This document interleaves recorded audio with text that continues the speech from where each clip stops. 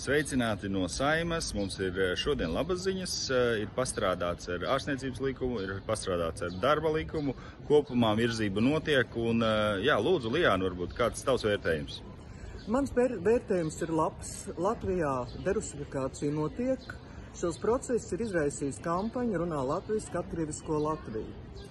Un Saeimas komisijā es atgādināju deputātiem un visiem klātesošajiem par sociolingvistu secināto, ka Latvijā ir noticis rusifikācijas noziegums, un tādēļ uz krievu valodu mēs nevaram gluži skatīties kā uz kuru katru svešvalodu, un aicināju ņemt vērā šo kontekstu. Es ceru, ka tas arī tiks ņemts vērā. Tātad grozījumi darba likumā, kuri būtiski derusificēs darba tirgus telpu un aizsargās mūsu jauniešus no diskriminācijas, dodas uz otro lasījumu Saeimā jau tuvākajā laikā. Tad ziņosim par turpmākajiem procesiem. Turpinam darīt saraksts JKP, otrais saraksts.